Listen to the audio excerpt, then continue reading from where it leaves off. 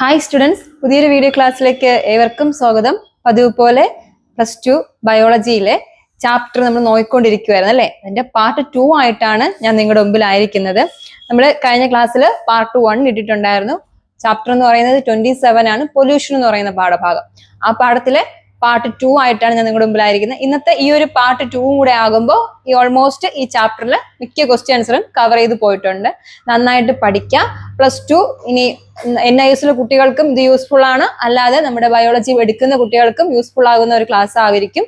അപ്പോൾ നോട്ടും കൂടെ വായിച്ചാണ് പോകുന്നത്. നിങ്ങൾക്ക് ലെക്ചർ നോട്ട് എഴുതിയെടുക്കാൻ താല്പര്യമുള്ളവർക്ക് അങ്ങനെ എഴുതിയെടുത്ത് പഠിക്കാം. ഇല്ല, നമ്മുടെ ടെക്സ്റ്റ് ബുക്കിൽ തന്നെ എല്ലാം കൃത്യമായിട്ട് കൊടുത്തിട്ടുണ്ട്, അത് അണ്ടർലൈൻ ചെയ്യുന്ന പഠിക്കുന്ന കുട്ടികളാണെങ്കിൽ അങ്ങനെ പഠിക്കാം. അപ്പൊ നമുക്ക് ഇനി വൈകിപ്പിക്കേണ്ട, നമ്മുടെ ക്ലാസ്സിലോട്ട് പോകാം. കഴിഞ്ഞ ക്ലാസ്സിൽ നമ്മൾ ഓസോണിനെ കുറിച്ചും അതുപോലെ തന്നെ ആസിഡ് മഴ അല്ലെ, ആസിഡ് റെയിനെ കുറിച്ച് നമ്മൾ പഠിച്ചു. പിന്നെ നമ്മൾ എയർ പൊല്യൂഷനെ കുറിച്ച് പഠിച്ചു. ഇങ്ങനെ കുറച്ച് കാര്യങ്ങളൊക്കെ നമ്മൾ പഠിച്ച കാര്യങ്ങളാണ്. അപ്പൊ ഇന്നും അതുപോലെ അതിലെ ബാക്കി ക്വസ്റ്റ്യനായ ഒരു 5 ക്വസ്റ്റ്യൻ ആയിട്ടാണ് ഞാൻ നിങ്ങളുടെ മുമ്പിൽ ആയിരിക്കുന്നത്. അപ്പൊ ഇതിൽ നമുക്ക് പഠിക്കാനായിട്ടുള്ള 5 ക്വസ്റ്റ്യൻ ഞാൻ എടുത്തിട്ടുള്ളത് എന്താണ് സോയിൽ ഇറോഷൻ അല്ലെ. സോയിൽ ഇറോഷൻ എന്ന് പറയുമ്പോൾ എന്തായിരിക്കുക? സോയിൽ ഇറോഷന്റെ മണ്ണൊലിപ്പ് അല്ലെ. മണ്ണൊലിപ്പ് എന്താണ്? Noise pollution. നോയിസ് പൊല്യൂഷൻ എന്ന് പറയുമ്പോൾ ശബ്ദ മലിനീകരണം. മൂന്നാമത്തത് ഗ്ലോബൽ വാർമിംഗ്, ആഗോളതാപനം. നമ്മൾ ഇന്ന് അഭിമുഖീകരിച്ചുകൊണ്ടിരിക്കുന്ന ചൂടും കാര്യങ്ങളൊക്കെ അതുമായിട്ട് റിലേറ്റഡ് ആണ്. അത് കഴിഞ്ഞതിന് ശേഷം വാട്ടർ പൊല്യൂഷൻ. വാട്ടർ പൊല്യൂഷൻ എന്ന് പറയുമ്പോൾ ജലമലിനീകരണം. അത് കഴിഞ്ഞതിന് ശേഷം ozone whole depletion. Ozone whole എന്ന് പറയുമ്പോൾ നമുക്കറിയാം, എല്ലാവർക്കും ഇപ്പോഴത്തെ ഒരു മോഡേൺ ലൈഫിൽ നമ്മൾ പറയുന്നുണ്ട് ആഗോളതാപനം അല്ലെ. ആഗോളതാപനമായിട്ട് അല്ലെങ്കിൽ എന്താണ്, ഓസോണിന്റെ ഹോൾ ഉണ്ടാകുകയും അതിന് സുഷിരങ്ങൾ ഉണ്ടാകുകയും അത് നമ്മളെ വളരെയായിട്ട് ഹാംഫുൾ ചെയ്യും, നമ്മളെ ഹാനികരമായിട്ട് ബാധിക്കും. അപ്പൊ ഇതിനെ കുറിച്ചുള്ള ഒരു ക്വസ്റ്റ്യൻ, അങ്ങനെ 5 ക്വസ്റ്റ്യൻ ആയിട്ടാണ് ഞാൻ നിങ്ങളുടെ മുമ്പിലായിരിക്കും. നമുക്ക് വൈകിപ്പിക്കേണ്ട, ആദ്യം തന്നെ നമുക്ക് നമ്മുടെ ടെക്സ്റ്റ് ബുക്കിൽ കൊടുത്തിട്ടുള്ള സോയിൽ ഇറോഷൻ ഏതാണ് നമുക്ക് നോക്കാം. എന്താണ് അപ്പൊ സോയിൽ ഇറോഷൻ? എന്താണ്? മണ്ണൊലിപ്പെന്നാണ് അല്ലെ. അതിന്റെ മലയാളം മീനിങ് എന്ന് പറയുമ്പോൾ മണ്ണൊലിപ്പെന്നാണ്. സ്വാഭാവികമായിട്ട് ചുറ്റുപാടിലെല്ലാം നമ്മൾ നോക്കിക്കഴിഞ്ഞു കഴിഞ്ഞാൽ എന്താണ്, എല്ലായിടവും എന്തുണ്ട്? മണ്ണൊലിപ്പാണ് അല്ലെ. അത് നമ്മൾ പ്രകൃതിയോട് കാണിക്കുന്ന എക്സ്പ്ലോയിറ്റേഷൻ ആണ്, ചൂഷണമാണ്. നമുക്ക് എന്താണ് നോക്കിക്കാം. The process and detaching and removal or loosing soil particles by water, running water, ground water, rain, sea waves. Running water എന്നതിന്റെ അർത്ഥം എന്താണ്? വെള്ളം ചാടിപ്പോകുന്നതാണോ? അല്ല, ഒഴുകുന്ന ജലം എന്നാണ് അല്ലെ. ഒഴുകുന്ന ജലം കൊണ്ടോ അതുപോലെ തന്നെ ഭൂഗർഭ ജലം കൊണ്ടോ ഒക്കെ മണ്ണ് ഒരു സ്ഥലത്ത് നിന്ന് മറ്റൊരു സ്ഥലത്തിലേക്ക് മാറുന്ന രീതി അല്ലെങ്കിൽ ഒഴുകി പോകുന്ന അവസ്ഥയാണ് മണ്ണൊലിപ്പ് എന്ന് പറയുന്നത്. നമ്മള് സ്വാഭാവികമായിട്ട് നമ്മൾ നോക്കിക്കഴിഞ്ഞാൽ ചുരൽമലയിലും അതുപോലെ തന്നെ മുണ്ടക്കയിലൊക്കെ ഇടയ്ക്ക് നമുക്ക് ഉരുൾപൊട്ടലുണ്ടായി. അപ്പൊ നമ്മൾ നോക്കിയ വെള്ളം മാത്രമാണ് ഒഴുകി വന്നത്? ഇല്ല അല്ലെ. പടുകൂറ്റനായിട്ടുള്ള കല്ലും അത് മാത്രമല്ല മണ്ണും ഒക്കെ, പാറക്കൂട്ടങ്ങളും ഒക്കെ ഇളകി ഒരു ഉയർന്ന പ്രദേശത്ത് നിന്ന് താഴ്ഭാഗത്തേക്ക് ഉരുണ്ട് വന്ന ഒരവസ്ഥയാണ് നമ്മൾ ഇന്നെന്ന് പറഞ്ഞത് നമ്മുടെ ഉരുൾപൊട്ടൽ എന്ന് പറയുന്നത് അല്ലെ, ലാൻഡ് സ്ലൈഡ് എന്ന് പറയും. അപ്പൊ അതേ അവസ്ഥയാണ് അവിടെ. എന്താ സംഭവിച്ചത്? സോയിൽ ഇറോഷൻ സംഭവിച്ചു, മണ്ണൊലിപ്പ് ഉണ്ടായി.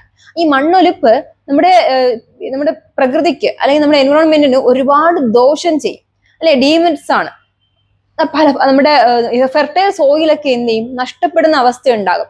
ഇതെല്ലാം നമ്മുടെ മണ്ണൊലിപ്പിന്റെ പ്രത്യേകതകളാണ്. അപ്പൊ ഇവിടെ പറയുന്നത് എന്താണ്? Remove loosen soil particles by water, running water എന്നാണ്. റണ്ണിങ് വാട്ടർ എന്ന് പറഞ്ഞാൽ ഒഴുകുന്ന ജലം കൊണ്ട്, അതുപോലെ ഗ്രൗണ്ട് വാട്ടർ, റെയിൻ, കുത്തി ഒലിച്ചൊഴുകുന്ന മഴ കൊണ്ടോ ഒക്കെ ഒരു സ്ഥലത്ത് നിന്ന് മറ്റ് മണ്ണ് ഇളകി മറ്റൊരു സ്ഥലത്തേക്ക് പോകുന്നതിനെയാണ് എന്ത് വിളിക്കുന്നത്? സോയിൽ ഇറോഷൻ എന്ന് വിളിക്കുന്നത്. മനസ്സിലാവുന്നുണ്ടോ? Soil may be erode by water and wind, each contributed towards a significant amount soil loss every year in the country. നമ്മുടെ കൺട്രിയിൽ നമ്മൾ അഭിമുഖീകരിച്ചുകൊണ്ടിരിക്കുന്ന എന്താണ് പ്രശ്നമാണ് എന്തെന്ന് പറയുന്നത്? ഗണ്യമായ രീതിയിൽ 1-2 ഇഞ്ച് കനത്തിലൊന്നും അല്ല മണ്ണ് പോകുന്നത്. ഒരുപാട് തരത്തില് മണ്ണൊലിപ്പ് എന്ത് ചെയ്യുന്നുണ്ട് നമ്മുടെ കൺട്രിയിൽ നമ്മൾ ഫേസ് ചെയ്യുന്നുണ്ട് എന്നാണ് പറയുന്നത്. മനസ്സിലായല്ലോ? ജസ്റ്റ് അതിൽ തന്നെ കൃത്യമായിട്ട് എഴുതിയിട്ടുണ്ട്. സോയിൽ പാർട്ടിക്കിൾസ് എന്ത് ചെയ്യുന്നുണ്ട്? വാട്ടർ കൊണ്ടോ, വെള്ളം കൊണ്ടോ, അല്ലെങ്കിൽ ഒഴുകുന്ന ജലം കൊണ്ടോ, റെയിൻ കൊണ്ടോ, സീ വേവ്സ് കൊണ്ടോ, കടൽ തിരമാലകൾ കൊണ്ടോ മണ്ണ് ഒരു സ്ഥലത്ത് നിന്ന് മറ്റൊരു സ്ഥലത്തേക്ക് മാറുന്നതിനെയാണ് സോയിൽ ഇറോഷൻ എന്ന് പറയുന്നത്. ഇനി ടൈപ്സ് ഓഫ് സോയിൽ ഇറോഷൻ എന്തൊക്കെയാണ്? ടൈപ്സ് ഓഫ് സോയിൽ ഇറോഷൻ എന്ന് പറയുന്നത് വിൻഡ് ഇറോഷൻ ഉണ്ട് അല്ലെ. വിൻഡ് ഇറോഷൻ എന്ന് പറയുമ്പോൾ എന്താണ്? Erosion of large quantity of fine soil particles and sand from desert by wind is known as wind erosion. അതായത് നമ്മൾ ഈ മരുഭൂമിയിലെല്ലാം കണ്ടിട്ടുണ്ട് അല്ലെ. മരുഭൂമിയിലെല്ലാം എന്താ സംഭവിക്കുന്നത്? കാറ്റടിക്കുമ്പോൾ മരുഭൂമിയിലെ മണ്ണ് ഒരു സ്ഥലത്ത് നിന്ന് ഇളകി മറ്റൊരു സ്ഥലത്ത്, നമുക്ക് അവിടെ നിൽക്കാൻ പോലും കഴിയാത്ത അവസ്ഥ. വളരെയധികം മണ്ണിങ്ങനെ പൊടിപടലങ്ങളുമായിട്ട് നമ്മുടെ വിൻഡിൽ ചുറ്റി കറങ്ങുന്ന അവസ്ഥ. നമ്മള് ഒരുപാട് സിനിമകളിലൊക്കെ നമ്മൾ ഡെസേർട്ട് നമ്മൾ മെയിനായിട്ട് മരുഭൂമി കണ്ടിട്ടില്ലെങ്കിൽ നമ്മൾ സിനിമ ആടുജീവിത സിനിമയിലൊക്കെ കണ്ടിട്ടുണ്ട്. പൊടിക്കാറ്റുമായിട്ട് ഈ മണ്ണിങ്ങനെ കറങ്ങി നടക്കുന്ന അവസ്ഥ. എന്താ അതിന്റെ അവസ്ഥ എന്ന് പറയുമ്പോൾ നമുക്ക് ഫ്രണ്ടിൽ നിൽക്കുന്ന ആളെ പോലും കാണാൻ കഴിയാത്ത അവസ്ഥ. അതാണ് പറയുന്നത് വിൻഡ് അല്ലെ, കാറ്റ് മൂലമുള്ള എന്താണ് മരുഭൂമികളിൽ നിന്നൊക്കെ മണ്ണിന്റെ സ്ഥാനം അവിടെ നിന്ന് എന്ത് ചെയ്യുന്നുണ്ട്, മറ്റു സ്ഥലങ്ങളിലേക്ക് എന്ത് ചെയ്യുന്നുണ്ട്, വലിയ അളവിൽ എന്ത് ചെയ്യുന്നു, പോകുന്നുണ്ട്. ഇങ്ങനെ പോകുന്നതോടൊപ്പം എന്ത് ചെയ്യുന്നുണ്ട്, ആ സമയത്ത് കൾട്ടിവേറ്റഡ് ദസ് അവിടെ ഉണ്ടാകുന്ന എന്താണ് കൃഷിഭൂമിയിലൊക്കെ വ്യാപിക്കുകയും അതുവഴി ആ ഭൂമിയുടെ ഫലപുഷ്ടതയൊക്കെ എന്ത് ചെയ്യുന്നുണ്ട്, നശിപ്പിക്കുകയും ചെയ്യുന്നത്. അതാണ് destroy fertile land. Fertile land അവിടെ ഉണ്ടാകുന്ന ഫലപുഷ്ടമായ ലാൻഡും ഒക്കെ എന്ത് ചെയ്യുന്നുണ്ട്, അതിനെല്ലാം നശിപ്പിച്ചുകൊണ്ടാണ് കാറ്റ് പോകുന്നത്. അതാണ് വിൻഡ് എറോഷൻ എന്ന് പറയുന്നത്.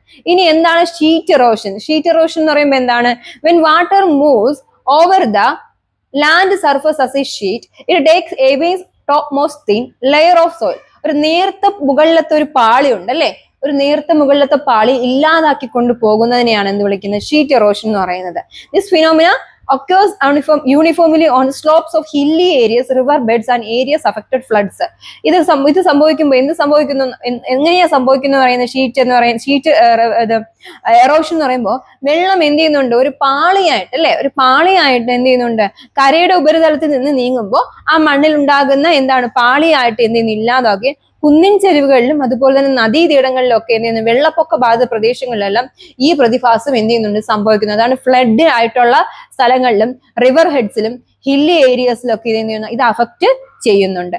മനസ്സിലാവുന്നുണ്ടോ? This type of erosion is known as sheet erosion. ഇതിനെയാണ് എന്ത് വിളിക്കുന്നത്, ഷീറ്റ് എറോഷൻ എന്ന് വിളിക്കുന്നത്. മനസ്സിലാവുന്നുണ്ട്? അപ്പൊ ഷീറ്റ് എറോഷൻ എന്ന് പറയുമ്പോൾ എന്താണ്, ഇവിടെ പറയുന്നുണ്ട് വെൻ വാട്ടർ മൂവ്സ് അല്ലെ, വാട്ടർ മൂവ്സ് വെള്ളം എന്ത് ചെയ്യുന്നുണ്ട്, ഒരു പാളിയായി കരയുടെ എന്ത് ചെയ്യുന്നുണ്ട്, പാളിയിലൂടെ എന്ത് ചെയ്യുന്നുണ്ട് പോകുമ്പോൾ ആ സമയത്ത് എന്ത് സംഭവിക്കുന്നുണ്ട്, ടോപ്പ് മോസ്റ്റ് തന്നെ ലെയർ ആയിട്ട് എന്ത് ചെയ്യുന്നു, ഇളകി മാറുന്ന അവസ്ഥ. ഇത് എവിടേക്കാണ് കൂടുതൽ, ഹില്ലി ഏരിയസിലും റിവർ ബെഡ്സിലും അതുപോലെ തന്നെയാണ് എന്താണ് സ്ലോപ്പ് ആയിട്ടുള്ള ഏരിയാസിലും ഒക്കെ എന്തുണ്ട് ഇത് സംഭവിക്കുന്നുണ്ട്. ഇത് ഫ്ലഡ് ആയിട്ടുള്ള ഏരിയാസിലൊക്കെ എന്ത് ചെയ്യുന്നുണ്ട്, സംഭവിക്കുന്നുണ്ട്. ഈ പ്രതിഭാസം എങ്ങനെയാണ് കണക്കാക്കുന്നത്, ഷീറ്റ് ഇറോഷൻ ആയിട്ട് കണക്കാക്കുന്നത്. ഇനി ഗള്ളി ഇറോഷൻ. എന്താണ് ഗള്ളി ഇറോഷൻ എന്ന് പറയുമ്പോൾ, when water moves down the slope of channel. എന്താണ്, വെള്ളം ഒരു ചാനലിലൂടെ ചരിവിലൂടെ എന്ത് ചെയ്യുന്നു, നീങ്ങിക്കൊണ്ടിരിക്കുമ്പോൾ സ്കൂപ്പ് ഓഫ് സോയിൽ, ഒരു സ്കൂപ്പ്, നമ്മൾ ഐസ്ക്രീം സ്കൂപ്പ് എന്നൊക്കെ പറയില്ലേ, അതുപോലെ ഒരു scoop of soil forms gullies gradually multiple and spread over the large area. അതായത് ഒരു മണ്ണ് കോരി എടുത്തുകൊണ്ട് അത് എന്ത് ചെയ്യുന്നു, ഗല്ലികളായി പെരുകി ഒരു വലിയ പ്രദേശത്തേക്ക് എന്ത് ചെയ്യുന്നു, വ്യാപിക്കുന്നുണ്ട്. അതായത് ഇവിടെ നിന്ന് മണ്ണിങ്ങനെ പോയി അവിടെ നിന്ന് ഒരു സ്കൂപ്പ് എടുത്തിട്ട് അതിനെ എന്ത് ചെയ്യുന്നു, ഗ്രാജുവലി എന്ത് ചെയ്യുന്നു, spread over the large area, വലിയൊരു ഏരിയയിലോട്ട് നിക്ഷേപിക്കുന്നു.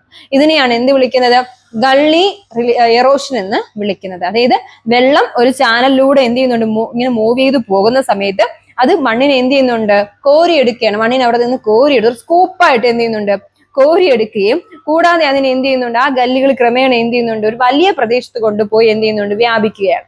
മനസ്സിലാവുന്നുണ്ട്? ലാർജ് ഏരിയയിലോട്ട് പോവുകയാണ്. ഇതിനെ എന്ത് വിളിക്കുന്നു, ഗള്ളി എറോഷൻ എന്ന് വിളിക്കുന്നു. അപ്പൊ ടൈപ്സ് ഓഫ് സോയിൽ എറോഷൻ എന്തൊക്കെയാണ്, wind erosion, sheet erosion, gully erosion. മനസ്സിലായല്ലോ? സിമ്പിൾ ആയിട്ടുള്ള കാര്യമാണ്. സോയിൽ എറോഷൻ എങ്ങനെയാണ് വിളിക്കുന്നത്, വിൻഡ് എറോഷൻ, ഗള്ളി എറോഷൻ, അതുപോലെ തന്നെ നമ്മുടെ ഷീറ്റ് എറോഷൻ ആയിട്ട് കണക്കാക്കാം.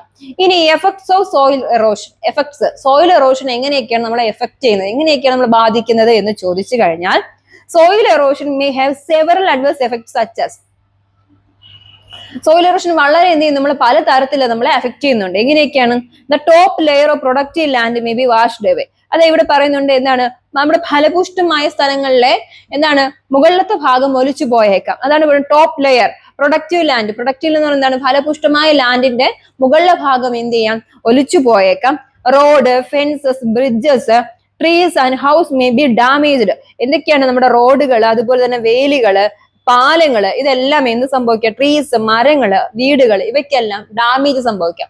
മണ്ണിങ്ങനെ കുത്തിയൊലിച്ചു പോകുമ്പോ എന്തിനൊക്കെ സംഭവിക്കാം, ഞാൻ പറഞ്ഞില്ലേ, ഉരുൾപൊട്ടൽ സംഭവിച്ചപ്പോ അവിടെ ഉണ്ടായിരുന്ന വീടുകളെല്ലാം എന്ത് ചെയ്തു, നശിച്ചു പോയി അല്ലെ. അവിടെ ഉണ്ടായിരുന്ന വീടുകളെല്ലാം ഡിക്ലൈനായി നാശം സംഭവിച്ചു. അതുപോലെ ഇവിടെ എന്താ പറയുന്നത്, എഫക്ട് ചെയ്യുമ്പോൾ എങ്ങനെയൊക്കെയാണ്, റോഡുകൾ പോകാം, ഫെൻസസ് എന്ന് പറയുമ്പോൾ വേലികൾ പോകാം, പിന്നെ എന്താണ് ബ്രിഡ്ജസ്, പാലങ്ങൾ പോകാം, ട്രീസ് പോകാം, ഇവയെല്ലാം എന്ത് സംഭവിക്കുന്നുണ്ട്, നശിച്ചു പോകുന്നുണ്ട്. പിന്നെ എന്താ പറയുന്നത്, പിന്നെ soil may B transport far away. നല്ല മണ്ണാണെങ്കിൽ അവ എന്ത് ചെയ്യും, വളരെ ദൂരത്തേക്ക് എന്ത് ചെയ്യുന്നു, കൊണ്ടുപോകാനായിട്ട് കഴിയും. അതായത് വളരെ നല്ല മണ്ണാണെങ്കിൽ, നല്ല ഫലഭൂഷമായ മണ്ണാണെങ്കിൽ അത് മറ്റു സ്ഥലങ്ങളിലോട്ട് ട്രാൻസ്പോർട്ട് ചെയ്യും. Crops and pasture land and may be restored by the washed out or by getting covered with mud. എന്താ സംഭവിക്കുന്നതെന്ന് പറയുന്നത്, എന്താ വിളകളും അതുപോലെ തന്നെ എന്താണ് മറ്റ് ഇതെല്ലാം എന്തിൽ മുങ്ങിപ്പോകാം, ചെളിയിൽ മുങ്ങിപ്പോകാൻ ചാൻസ് ഉണ്ട്. മനസ്സിലാകുന്നു? ക്രോപ്സ് എന്ന് പറഞ്ഞാൽ എന്താണ്, വിളകളും അതുപോലെ തന്നെ പാസ്ചർ ലാൻഡ് എന്ന് പറഞ്ഞാൽ മേച്ചിൽ എന്താണ് പുറങ്ങളും ഒക്കെ എന്ത് സംഭവിക്കുന്നുണ്ട്, ഗെറ്റിംഗ് മഡിൽ എന്ത് ചെയ്യും, മഡ് എന്ന് പറഞ്ഞാൽ എന്താണ്, ചെളിയിൽ ആഴ്ന്ന് പോകും. Flooded fields may be take long time recover fertilizers may be washed out leading reduction and agricultural. എന്താണ് വെള്ളപ്പൊക്കത്തിൽ എന്ത് ചെയ്യുന്നുണ്ട്, പഴയ പോലെ ആകാൻ വേണ്ടിയിട്ട് കുറെ സമയം എടുക്കും അല്ലെ. ഇവിടെ പറയുന്നുണ്ട് പഴയ മുങ്ങിയ ഈ പാസ്ചർ ലാൻഡ് ഒക്കെ വെള്ളപ്പൊക്കത്തിൽ മുങ്ങിയത് അത് റിക്കവറായി വരാൻ വേണ്ടിയിട്ട് ഒത്തിരി സമയം എന്ത് ചെയ്യും, എടുക്കും അല്ലെ, ഒത്തിരി സമയം എടുക്കും. ഇവിടെ പറയുന്നുണ്ട് long time to recover and fertilisers. ഫലപുഷ്ടമായി ഈ പ്രദേശം പൂർവ്വസ്ഥിതിയിലാകാൻ വേണ്ടിയിട്ട് എന്ത് സംഭവിക്കും, ലോങ് ടൈം എടുക്കാം, ഒത്തിരി സമയം എടുത്തേക്കാം. ഇനി organic matter of the soil reduce residues or any applied manner relative light weight can be ready washed to the field. Crop emergency growth and yield were directly affected by the loss of the natural nutrients and fertilizers in the soil. Seeds and plants and can get disturbed, completely removed from the eroded soil. എന്താ പറയുന്നത്, മണ്ണിലെ ജൈവവസ്തുക്കൾ അതുപോലെ തന്നെ എന്താണ് നമ്മുടെ അവശിഷ്ടങ്ങൾ ഇവയെല്ലാം എന്ത് സംഭവിക്കുന്നുണ്ട്, താരതമ്യേന എന്ത് ചെയ്യുന്നുണ്ട്, അതിലെല്ലാം നഷ്ടം സംഭവിക്കുകയും വിത്തുകളും അതുപോലെ തന്നെ സസ്യങ്ങളും ഒക്കെ എന്ത് ചെയ്യുന്നുണ്ട്, നാശനഷ്ടം സംഭവിക്കുകയും ചെയ്യുന്നു, തകരാറിലാവുകയും ചെയ്യുന്നുണ്ട്. അപ്പൊ വളങ്ങളും അതുപോലെ ഒരുപാട് നഷ്ടം നമുക്ക് സംഭവിക്കും. ക്രോപ്സ് നല്ല കൃഷിയൊക്കെ ചെയ്യാൻ വേണ്ടിയിട്ട് നല്ല വളങ്ങളൊക്കെ ഇട്ട് അതിന് നിൽക്കുമ്പോൾ അതെല്ലാം എന്ത് സംഭവിക്കാം, നാശം സംഭവിക്കാനായിട്ട് ചാൻസ് ഉണ്ട്. മനസ്സിലായല്ലോ? ഇനി soil erosion changes the composition of soil, leaving infertile rock behind. Soil quantity, structure, stability and texture may be affected. Soil erosion കൊണ്ട് എന്ത് സംഭവിക്കുന്നു, ഘടനയെ തന്നെ ഫലഭൂഷ്ടമല്ലാത്ത എന്താണ് പാറയൊക്കെ അവിടെ ക്വാളിറ്റി ഇല്ലാത്ത അല്ലെ, ഒരുമാതിരി നമുക്ക് ഒട്ടും കൊള്ളാത്ത റോക്ക്, പാറ, ഇൻഫെർട്ടൈൽ റോക്ക് എന്ന് പറയുമ്പോൾ പാറക്കെട്ടുകൾ അല്ലെ, ഫലപുഷ്ടമല്ലാത്ത പാറക്കെട്ടുകളും അതുപോലെ തന്നെ സോയിൽ ക്വാളിറ്റി, മണ്ണിന്റെ ഫലപുഷ്ടതയൊക്കെ എന്ത് ചെയ്യും, നശിക്കും. മണ്ണിന്റെ ടെക്സ്ചർ തന്നെ നശിച്ചു പോകുന്നുണ്ട്. മനസ്സിലാവുന്നുണ്ടല്ലോ? അടുത്ത പോയിന്റ് എന്താണ്, the break down aggregates and the removal and smaller particles and under layers of soil organic and. ഇവിടെ പറയുന്നുണ്ട് ബ്രേക്ക് ഡൗൺ അഗ്രിഗേറ്റ്സ്, കൃഷിയിടങ്ങൾ, കാർഷിക പാടങ്ങളൊക്കെ നശിച്ചു പോകുന്നുണ്ട്. അതുമാത്രമല്ല capacity of soil making more subsoil extreme condition drought. ഇവിടെ പറയാം ഓർഗാനിക് മാറ്റർ, നമ്മുടെ മണ്ണിൽ ഉണ്ടാകുന്ന ഓർഗാനിക് മാറ്റർ ഒക്കെ അല്ലെ ജൈവ വസ്തുക്കളെല്ലാം നശിച്ചു പോകുന്നുണ്ട്. ഇനി sediment with reaches and stems and water course and soil erosion, clog drainage and stem channel, deposit reservoirs and reduce and call. അതായത് ജലസംഭരണ ശേഷി അല്ലെ, അവിടെ ഉണ്ടാകുന്ന എന്താണ് ചാനൽസും അതുപോലെ തന്നെ നമ്മുടെ ഡ്രെയിനേജ് സിസ്റ്റം ഒക്കെ ജലസംഭരണ ശേഷിയൊക്കെ എന്ത് ചെയ്യുന്നുണ്ട്, capacity, water holding capacity of the soil making എന്നാണ് നേരത്തെ പോയിന്റ്. ജലസംഭരണ ശേഷിയൊക്കെ നഷ്ടപ്പെട്ടു വരും. പിന്നെ എന്താണ്, അവശിഷ്ടങ്ങൾ മാത്രം അടിഞ്ഞുകൂടുന്നു, മണ്ണൊലിച്ചു പോകുമ്പോൾ മണ്ണിലുള്ള അവശിഷ്ടങ്ങൾ മാത്രം അവിടേക്ക് എന്ത് ചെയ്യും, അടിഞ്ഞു കയറുന്ന അവസ്ഥ.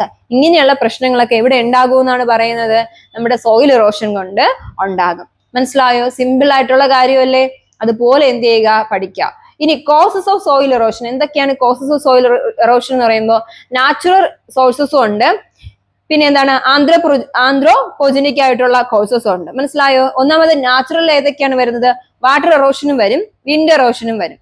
മനസ്സിലായോ? Water erosion during rainfall. Water erosion എന്ന് പറയുമ്പോൾ റെയിൻഫാൾ കൊണ്ടോ മഴ കൊണ്ടോ അല്ലെങ്കിൽ എന്താണ് ഡ്രോപ്സ് ഓഫ് റെയിൻ കൊണ്ടോ എന്ത് ചെയ്യുന്നുണ്ട്, നേരത്തെ പറഞ്ഞ കാര്യങ്ങൾ തന്നെയാണ്. സോയിൽ ഉണ്ടാകുന്ന പാർട്ടിക്കിൾസ് എല്ലാം എന്ത് ചെയ്യുന്നുണ്ട്, ട്രാൻസ്പോർട്ട് ചെയ്ത് എന്ത് ചെയ്യുന്നുണ്ട്, പോകുന്നുണ്ട്. റെയിൻഫാൾ, സസ്യജാലങ്ങളെല്ലാം എന്ത് ചെയ്യുന്നുണ്ട്, നശിച്ചു പോകുന്നുണ്ട്. ഇതെല്ലാം നാച്ചുറൽ സോഴ്സസിൽ വരുന്ന വാട്ടർ എറോഷൻ ആണ്.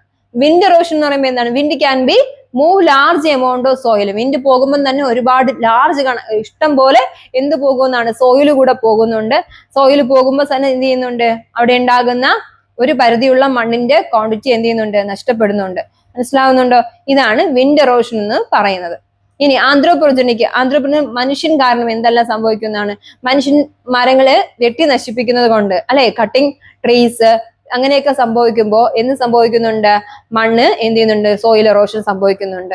മനസ്സിലാവുന്നുണ്ടോ? ഇവിടെ പറയുന്നുണ്ട് cutting down the forest and trees expose and ground surface of the direct impact reign of wind. For example absence of proper vegetation. കൃത്യമായ സസ്യജാലങ്ങൾ ഇല്ലാത്ത പക്ഷം എന്ത് വരുന്നുണ്ട്, മണ്ണൊലിപ്പ് വരുന്നുണ്ട്. പിന്നെ കൺസ്ട്രക്ഷൻ വർക്ക്, മൈനിങ്, ഡിഗിങ് എന്ന് പറയുമ്പോൾ എന്താണ്, കുഴിക്കുന്ന ഡിഗിങ് എന്ന് പറഞ്ഞാൽ കുഴിക്കുന്ന, കനാൽസ് കുഴിക്കുന്നത് വഴി മൂലമോ അല്ലെങ്കിൽ മൈനിങ് വഴിയോ, മൈനിങ് എന്ന് പറയുന്നത് ഹനനം മൂലമൊക്കെ എന്ത് ചെയ്യുന്നു, സോയില് എന്ത് ചെയ്യുന്നുണ്ട്, നശിച്ചു പോകാം. പിന്നെ വയൽ മേക്കിംഗ് റോഡുകൾ പണി കഴിപ്പിക്കുന്നത് മൂലം പിന്നെ എന്ത് ചെയ്യുന്നുണ്ട്, നമ്മുടെ സോയിലിന്റെ ഫലപുഷ്ടത നശിച്ചു പോകാനായിട്ട് ചാൻസ് ഉണ്ട്. ഇനി excessive use of plough machines, അതായത് കലപ്പകൾ ഉപയോഗിച്ചിട്ടോ ഫെർട്ടിലൈസേഴ്സ് ഉപയോഗിച്ചിട്ടോ നല്ല ഫലപുഷ്ടമുള്ളത് ഉപയോഗിച്ചു ഇറിഗേഷൻ ഒക്കെ ഉപയോഗിക്കുന്നത് ഡാമേജ് സംഭവിക്കും. ആർക്ക്? ലാൻഡിന് ഡാമേജ് സംഭവിക്കും. കലപ്പ ഒത്തിരി ഉപയോഗിക്കുമ്പോൾ മണ്ണ് എന്ത് ചെയ്യുന്നുണ്ട്, നശിച്ചു പോകുന്നുണ്ടെന്നാണ് പറയുന്നത്. മനസ്സിലാവുന്നുണ്ടോ? പ്ലോയും അതുപോലെ മെഷീൻസും ഫെർട്ടിലൈസേഴ്സ് അത്യുൽപാദന ശേഷിയുള്ള വളങ്ങളൊക്കെ ഉപയോഗിക്കുന്നത് കൊണ്ടൊക്കെ നമ്മുടെ മണ്ണ് നശിച്ചു പോകാൻ ചാൻസ് ഉണ്ട്. മനസ്സിലായോ? ഇതൊക്കെയാണ് പ്രധാനപ്പെട്ട കാര്യങ്ങളായിട്ട് പറയുന്നത്. മനുഷ്യൻ കാരണം എന്ത് സംഭവിക്കാം? സോയില് എറോഷൻ സംഭവിക്കാം. ക്ലിയർ അല്ലേ? സിമ്പിൾ ആയിട്ടുള്ള ഒരു കാര്യമാണ്. ഇനി നോയിസ് എന്താണ്? പൊല്യൂഷൻ. എന്താണ് നോയിസ് പൊല്യൂഷൻ? നോയിസ് പൊല്യൂഷൻ എന്ന് പറയുമ്പോൾ എന്താണ്? Noise can be simply defined as unwanted sound. എന്താണ് നോയിസ് എന്ന് ഉദ്ദേശിക്കുന്നത്? അനാവശ്യമായ ശബ്ദം. നോയിസ് പൊല്യൂഷൻ, നോയിസ് എന്ന് പറയുന്നത്, നോയിസ് എന്ന് പറയുന്ന അർത്ഥം എന്താണ്? അനാവശ്യമായ ശബ്ദം. നമുക്ക് അത്യാവശ്യത്തിന് ശബ്ദം കേൾക്കണം, നമ്മുടെ ശബ്ദത്തിൽ പറയും അല്ലെ, ഉച്ചത്തിൽ പറയും, ഒക്കെ ശരി തന്നെയാണ്. ഈ നോയിസിന്റെ അർത്ഥം അൺവാണ്ടഡ് സൗണ്ട്. അൺവാണ്ടഡ് സൗണ്ട് എന്ന് പറയുമ്പോൾ അനാവശ്യമായ ശബ്ദം. It is generally higher in urban and industrial areas than in rural area. അല്ലെ, നമ്മൾ നോക്കുവാണെങ്കിൽ urban and industrial areas, rural area അല്ലെ, റൂറൽ ഏരിയ അപേക്ഷിച്ചിട്ട് അർബൻ ഏരിയയിൽ ഏറ്റവും കൂടുതൽ എന്തുണ്ട്? വളരെയധികം ശബ്ദങ്ങൾ ഉണ്ട്. Workers using heavy machinery and expose to high noise levels long period of work hours or every day. എന്താ പറയുന്നത്? വർക്ക് ചെയ്യുന്നവർ ഉപയോഗിക്കുന്ന ആയുധങ്ങൾ അല്ലെങ്കിൽ ഉപകരണങ്ങൾ, മെഷീൻസ്, ആ മെഷീൻസ് ഉപയോഗിക്കുന്നത് കൊണ്ട് ഹയർ ആയിട്ടുള്ള എന്ത് സംഭവിക്കുന്നുണ്ട്? ശബ്ദം പുറപ്പെടുവിക്കുന്നുണ്ട്. അത് നമുക്ക് കേടാണെന്നാണ് പറയുന്നത്. കണ്ടിട്ടില്ലേ, ചില മെഷീൻസിന്റെ വളരെ കൂർമ്മതയേറിയ സൗണ്ട് നമുക്കത് ദോഷം ചെയ്യുന്നുണ്ട്. പിന്നെ intensity of sound measured unit is called decibel. ഒരു മനുഷ്യന് കേൾക്കാൻ കഴിയുന്ന ആ ഒരു കേൾവിയെ വിളിക്കുന്ന പേരെന്താണ്? ഡെസിബിൾ എന്നാണ് വിളിക്കുന്നത്. DB എന്ന് അറിയപ്പെടുന്നു. ഇന്റൻസിറ്റി ഓഫ് സൗണ്ട്, ഒരു മനുഷ്യന് കേൾക്കാൻ കഴിയുന്ന ശബ്ദത്തിന്റെ തീവ്രത എന്നു വിളിക്കുന്നു? ഡെസിബിൾ എന്ന് വിളിക്കുന്നു. ഇനി lowest intensity of sound that human can hear 20 decibel. ഒരു മനുഷ്യന് കേൾക്കാൻ കഴിയുന്നതിന് ലോവസ്റ്റ് ആയിട്ടുള്ള ഇന്റൻസിറ്റി എത്രയാണ്? 20 ഡെസിബൽ ആണ്. മനസ്സിലായോ? ഇതിനപ്പുറം ഉള്ളതെല്ലാം അനാവശ്യമായ ശബ്ദമാണ്, അല്ലെങ്കിൽ അൺവാണ്ടഡ് സൗണ്ട് ആയിട്ട് കണക്കാക്കാം. അപ്പൊ അൺവാണ്ടഡ് സൗണ്ട് എന്ന് പറയുമ്പോൾ എന്താണ്? അനാവശ്യമായ ശബ്ദമാണ്. ഇനി എങ്ങനെയൊക്കെയാണ്? നമുക്കറിയാം, നമ്മൾ തന്നെ എന്തെങ്കിലും ഒരു ആവശ്യത്തിൽ നിൽക്കുമ്പോൾ അല്ലെങ്കിൽ ഒരു മൈൻഡ് ഔട്ടായിട്ട് നിൽക്കുകയോ അല്ലെങ്കിൽ ഉറങ്ങി കിടക്കുമ്പോഴൊക്കെ നമുക്ക് വളരെ ഒച്ചത്തിലുള്ള സൗണ്ടുകൾ കേൾക്കുമ്പോൾ നമുക്കുണ്ടാകുന്ന ഒരു ഫ്രസ്ട്രേഷൻ ഉണ്ട് അല്ലെ, അത് നമുക്കുണ്ടാകുന്ന ഒരു ബുദ്ധിമുട്ടുണ്ട്. അതെല്ലാം എന്തായിട്ട് കണക്കാക്കാം? സോയിൽ പൊല്യൂഷനായിട്ട് കണക്കാക്കാം. അതായത് വലിയ നമ്മുടെ മോസ്കുകളിലോ ചർച്ചുകളിലോ ടെമ്പിൾസിലോ ഒക്കെ പാട്ടുകൾ ഒച്ചത്തിൽ വെക്കുന്നത്, പിന്നെ വണ്ടിയുടെ ഹോൺസ് അല്ലെ, വണ്ടിയുടെ ഹോൺസ്, പിന്നെ മെഷീൻസ് ഉപയോഗിക്കുമ്പോൾ ഉണ്ടാകുന്ന, മില്ലില് ഒക്കെ ഉണ്ടാകുന്ന മെഷീൻസ് ഉപയോഗിക്കുന്നത് കൊണ്ടുള്ള സൗണ്ട്, ഇതെല്ലാം നമുക്ക് വണ്ടികളുടെ സ്പീഡിൽ പോകുമ്പോൾ വണ്ടികൾ പോകുമ്പോൾ ഉള്ള സൗണ്ട്, ഇതെല്ലാം ഒരു പരിധി വരെ നമുക്ക് എന്ത് സംഭവിക്കും? നോയിസ് പൊല്യൂഷൻ ആയിട്ട് സംഭവിക്കാം. സോഴ്സസ് ഓഫ് നോയിസ് പൊല്യൂഷൻ എന്താണ്? The major sources of noise pollution എന്തൊക്കെയാണ്? Use of loud speakers. കൂടുതലായിട്ട് എന്താ സംഭവിക്കുന്നത്? നോയിസ് പൊല്യൂഷൻ വരാൻ കാരണം ലൗഡ് സ്പീക്കറിന്റെ ഉപയോഗം. പിന്നെ loud music system, television, public പ്ലേസിൽ നമ്മുടെ എന്താ സംഭവിക്കുന്നത്? ടെലിവിഷൻ ഉപയോഗിക്കുന്നത് കൊണ്ടോ ലൗഡായിട്ടുള്ള മ്യൂസിക് ഉപയോഗിക്കുന്നത് കൊണ്ടൊക്കെ നമുക്ക് പ്രശ്നങ്ങൾ വരാം. നമുക്ക് വളരെയധികം ചെവിക്ക് ബുദ്ധിമുട്ട് വരാം. ഇനി means of transport, that is automobiles, railway, aircraft. Automobiles ആയിട്ടുള്ള വണ്ടികള്, അതുപോലെ തന്നെ റെയിൽവേസില്, എയർക്രാഫ്റ്റ്സിൽ ഒക്കെ ഉണ്ടാകുന്ന ട്രാൻസ്പോർട്ടിലൊക്കെ നമുക്ക് ഹെവി ആയിട്ടുള്ള സൗണ്ട് കേൾക്കാനായിട്ട് കഴിയും. ഇനി heavy machines in industries, fire വർക്കിലൊക്കെ എന്ത് ചെയ്യുന്നുണ്ട്? അതുപോലെ മെഷീൻസ് ഉപയോഗിക്കുന്നത് കൊണ്ട്, അത് മെഷീൻസ് പല തരത്തിലുള്ള മെഷീൻസ് ഉപയോഗിക്കാം അല്ലെ, മില്ലുകളിൽ ഉപയോഗിക്കുന്നതുണ്ട്, അതുപോലെ ഫാക്ടറികളിൽ ഉപയോഗിക്കുന്ന മെഷീൻസ് ഉണ്ട്. ഇതെല്ലാം നമ്മളെ ചെവിക്ക് വളരെയധികം ബുദ്ധിമുട്ട് തരുന്നതാണ്. അപ്പൊ ഇതെല്ലാം നമുക്ക് നോയിസ് പൊല്യൂഷൻ ഉണ്ടാകുന്ന കാര്യങ്ങൾ ആണ്. ഇനി അവിടെ താഴെ ഒരു ഫ്ലോ ചാർട്ട് പോലെ ഒരു പിക്ചറൈസിങ് കൊടുത്തിട്ടുണ്ട്. എന്താണ്? റോക്കറ്റ് പോകുന്നത്, വീടിനുള്ളിലെ സൗണ്ട്, സ്ട്രീറ്റിലെ നമ്മൾ സംസാരിക്കുന്ന, ഒച്ചത്തിൽ സംസാരിക്കുന്നത്, വിസ്പർ എന്ന് പറയുമ്പോൾ മന്ത്രിക്കുന്നത്, അടക്കം പറയുന്നത് അല്ലെ, അതാണ് വിസ്പർ എന്ന് പറഞ്ഞാൽ അടക്കം പറച്ചില്.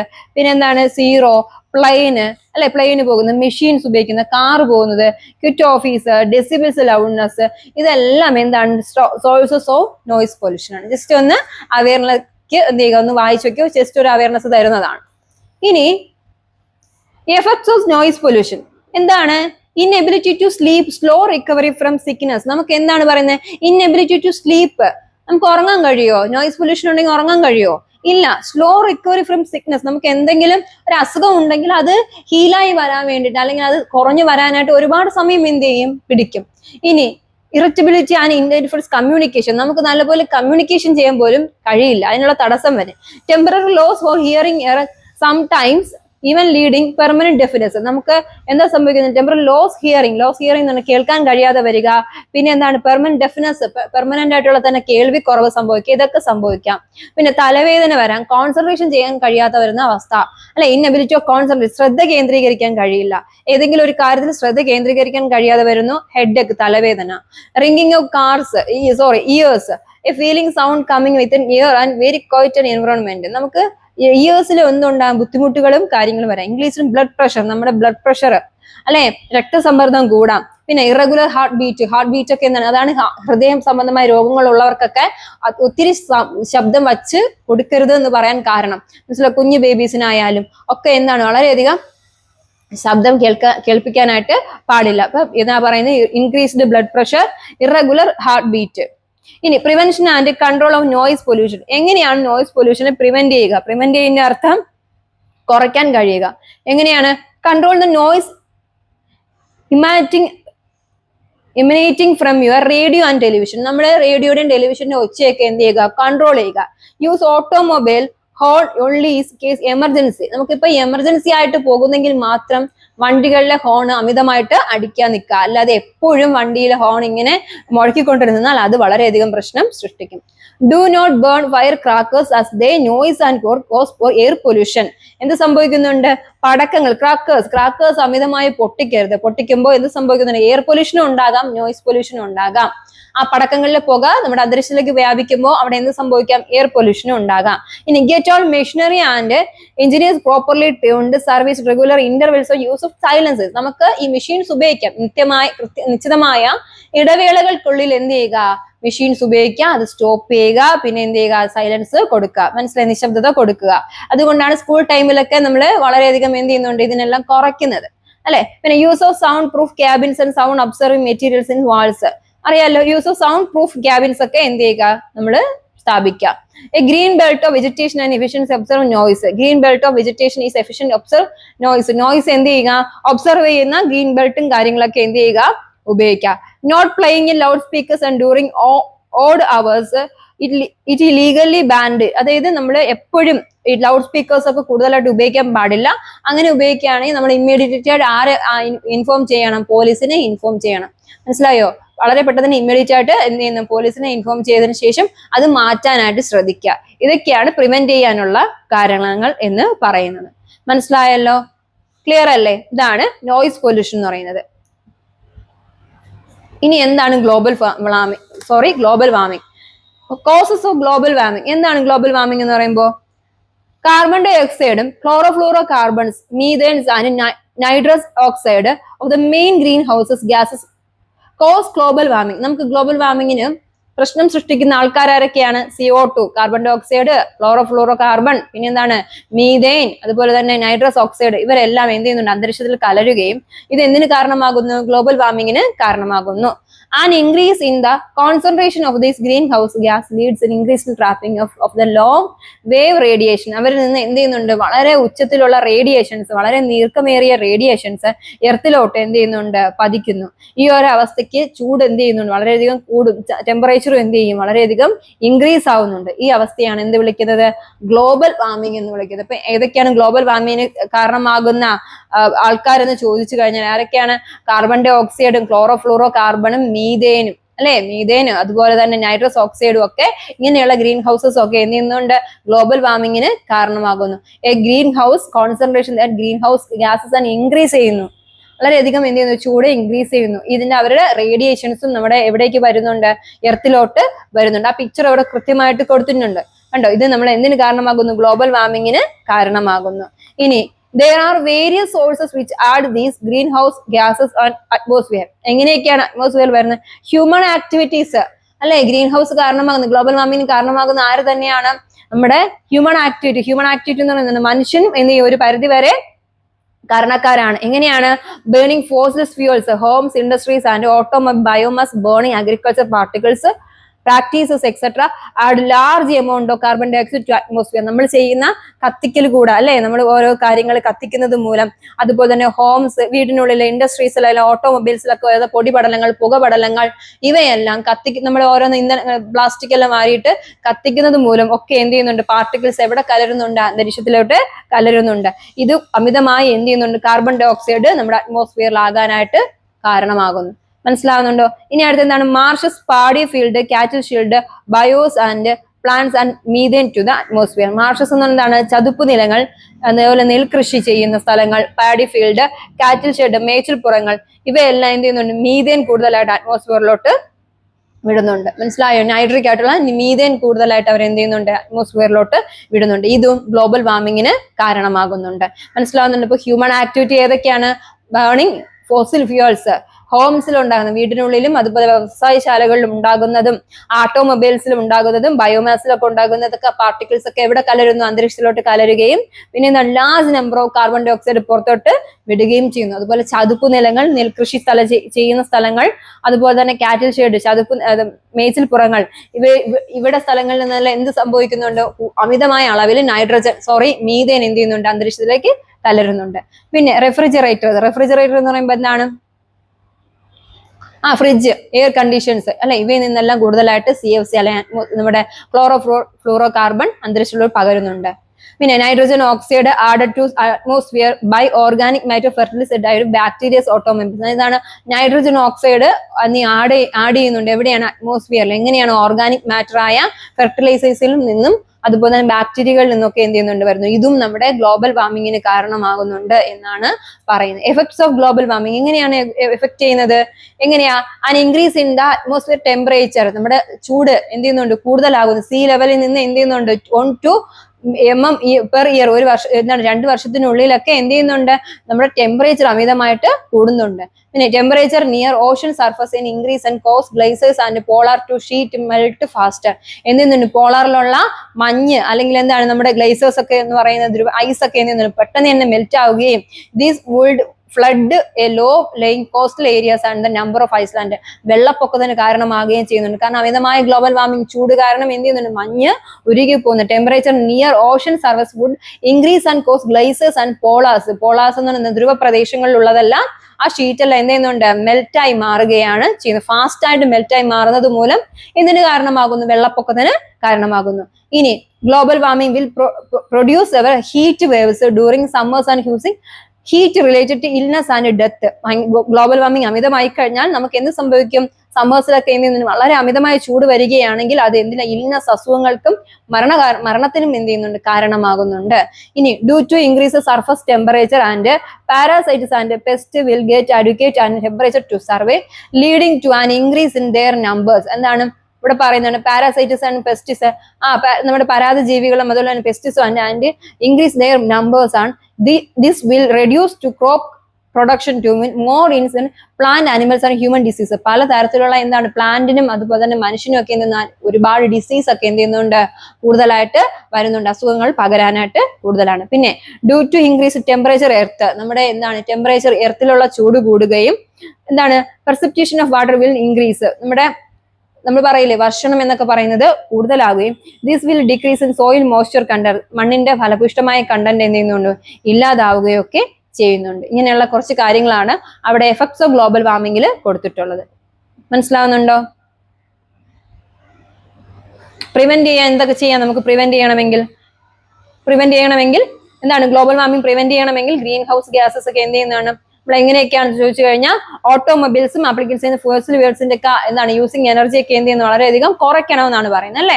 Using energy efficient device automobiles ആണ്. ഫോസിൽ ഫ്യൂൽസിനെക്കാളും എന്ത് ചെയ്യുന്നതാണ്, ഓട്ടോമൊബൈൽസിനെ എന്താണ് ചെയ്യുന്നത്, നമ്മൾ കുറയ്ക്കണം. പിന്നെന്താണ്, minimising using fossil fuels such petrol, diesel അല്ലെ, ഇതൊക്കെ മാറ്റിയിട്ട് കുറച്ചുകൂടെ എന്താണ് റിന്യൂവബിൾ, നമ്മൾ പറയില്ലേ പുനരുജ്ജീവിക്കാൻ കഴിയുന്ന ഇന്ധനം എന്നൊക്കെ പറയുന്ന പോലെ റിന്യൂവബിൾ സോഴ്സ് എനർജി ഉപയോഗിക്കണം അല്ലെ, സോളാർ എനർജി ഉപയോഗിക്കണം. മറ്റേതൊക്കെ കുറച്ച് പെട്രോളും ഡീസലൊക്കെ വളരെയധികം കുറയ്ക്കണം. എന്നിട്ട് സോളാർ എനർജി ഒക്കെ എന്ത് ചെയ്യുന്നതാണ്, കൊണ്ടുവരണം.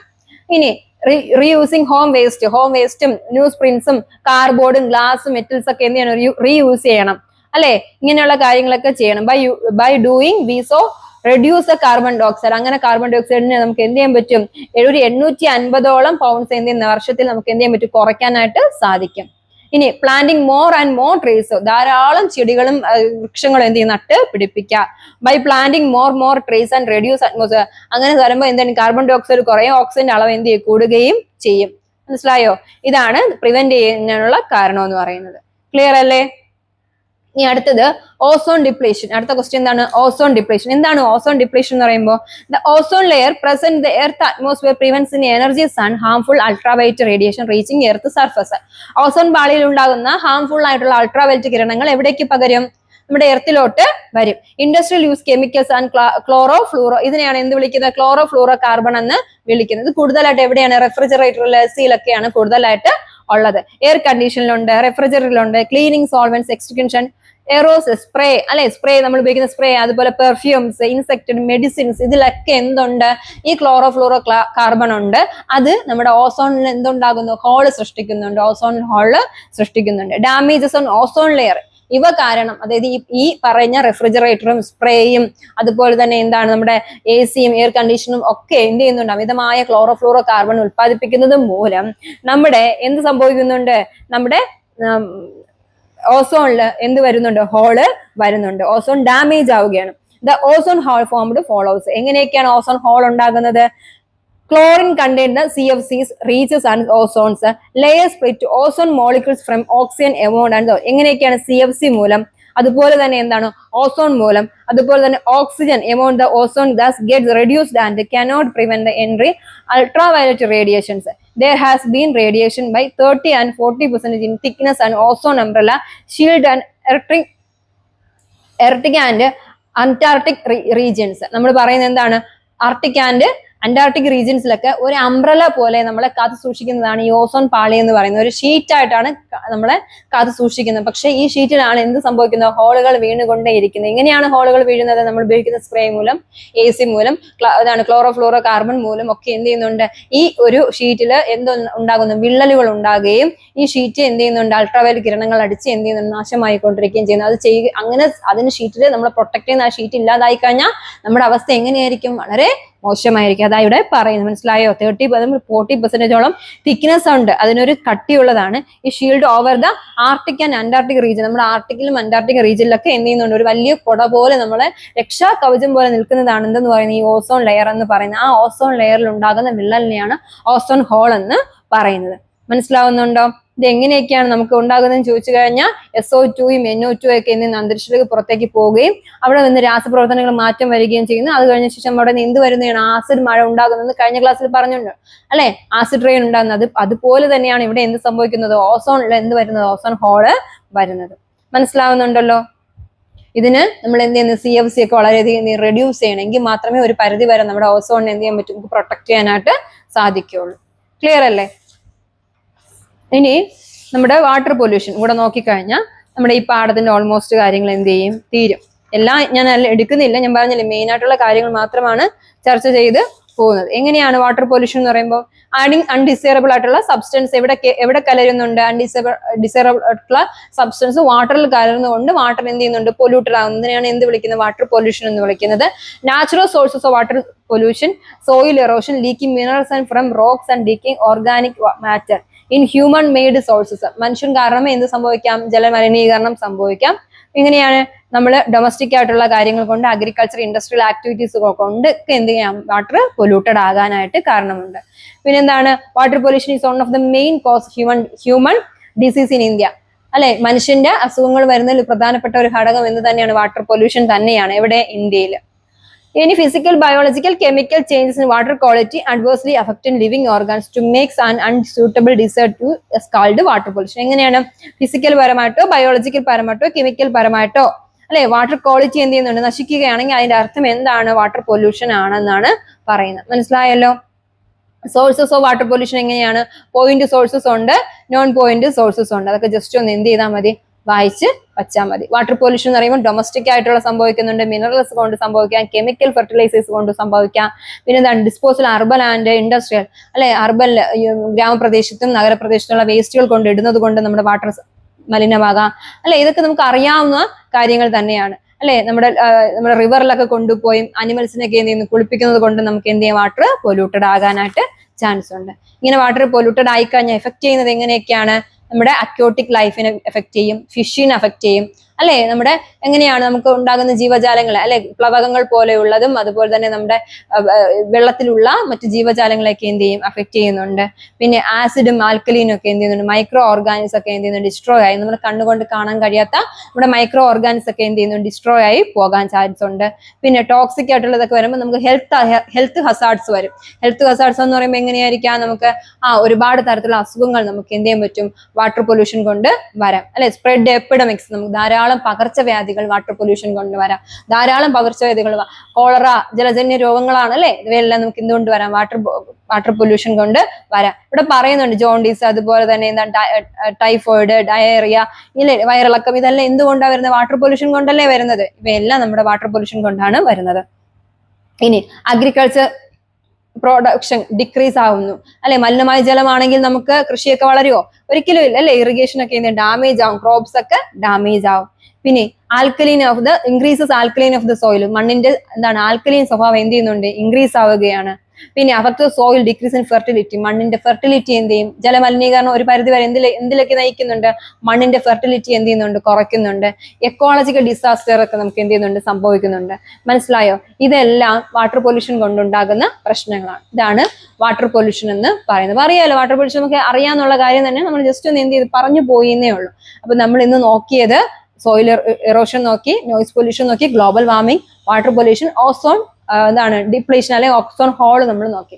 ഇത്രയും എന്ത് ചെയ്യുക, നന്നായിട്ട് പഠിക്കുക. ജസ്റ്റ് കൂടെ ഒന്ന് എന്ത് ചെയ്യുക, ടെക്സ്റ്റ് ഒന്ന് നോക്കി പഠിക്കുമ്പോൾ നിങ്ങൾക്ക് കൃത്യമായിട്ട് മനസ്സിലാക്കാനായിട്ട് സാധിക്കും. ഒരു പരിധി വരെ നിങ്ങൾക്ക് എന്ത് ചെയ്യും, ടെക്സ്റ്റിൽ തന്നെ കൃത്യമായിട്ട് എല്ലാം കൊടുത്തിട്ടുണ്ട്. അതെല്ലാം ഒന്ന് വായിച്ചു നോക്കുക, നന്നായിട്ട് ഒന്ന് ക്ലാസ് കൂടെ കേൾക്കുക. നിങ്ങളുടെ ഫ്രണ്ട്സ് ഉണ്ടെങ്കിൽ അവർക്ക് കൂടെ ഷെയർ ചെയ്ത് കൊടുക്കുക. ക്ലാസ്സുകൾ ഇഷ്ടമാകുന്നുണ്ടെങ്കിൽ ലൈക്ക് ചെയ്യുക, ഷെയർ ചെയ്യുക, സബ്സ്ക്രൈബ് ചെയ്യുക. അതുപോലെ ഫ്രണ്ട്സ് ഉണ്ടെങ്കിൽ അവർക്ക് കൂടെ പരിചയപ്പെടുത്തി കൊടുക്കുക. അപ്പോൾ എല്ലാവരും നന്നായിട്ട് പഠിക്കുക.